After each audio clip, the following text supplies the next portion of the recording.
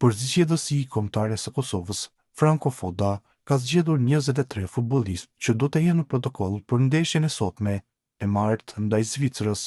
Dërdanët janë mikëshirë të helvetikëve në takimin e fundit të grupit B, i cili pritet të zhvillohet në stadiumin Fadil Vokri nga ora 20:45 minuta. Ekipi i Fodës ka mundësi të kualifikohet nëse fiton vetëm me rezultatin të paktën 6-0, por një gjë duket e pamundur së paku në letër.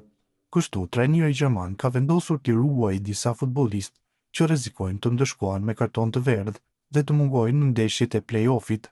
Sipas përditësimeve të fundit nga faqja zyrtare e UEFA-s, dy jetë titullarë si Leon Avdullahu dhe Albian Hajdari nuk janë në listën e ndeshjes ndaj Zvicrës dhe arsyeja e vetme është që rrezikojnë të mungojnë nëse marrin edhe një karton të verdh. Në vend të këtyre dy lojtarëve në listë janë rikthyer Lindon Emrllahu dhe Baton Zabërgja, të cilët nuk ishin në ndeshjen ndaj Slovenisë. Përveç Avdullahut dhe Hajdarit, edhe tre të tjerë nuk janë pjesë e listës. Faton Maloku, Jelëvendin Arjanit Muriqit, të rikthyer nga suspendimi teksa Alert Sadriu dhe Meriton Korenica mbesi në tribun edhe për këtë ndeshje. Kombëtarja shqiptare e futbollit ka siguruar për herë të parë në historinë e saj pjesëmarrje në play-off të Kupës së Botës, duke qenë vetëm 2 ndeshje larg realizimit të një ëndre të jashtëzakonshme për të gjithë tifozët kuqezi. Megjithse, nëse gjërat nuk shkojnë ashtu siç do donin kuqezinjtë në gjysmëfinale, FIFA i detyron që të luajë një ndeshje që ata nuk do ta kishin dëshirë ta luanin pas një zhgënjimi të mundshëm. FIFA përcakton që në short skuadrat të ndahen në 3 mini grupe, me nga një ekip nga secila vazo, i cili do të përcaktoj emrin e 3 finalistëve të botrorit që mbahet në Europë.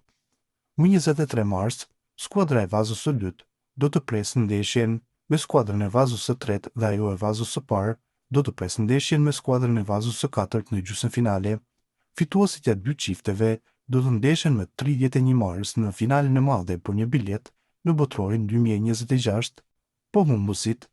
Këtu ndërhyn rregulloria e FIFA-s për kualifikueset e cila parashikon se më datën 31 mars në fushë do të jenë edhe skuadrat humbëse të gjysmëfinaleve, të cilat do të përballen mes tyre në një ndeshje miqësore, një sfidë që do të zhvillohet në fushën e njërës prej këtyre skuadrave të përcaktuar që në shortin e kësaj teje.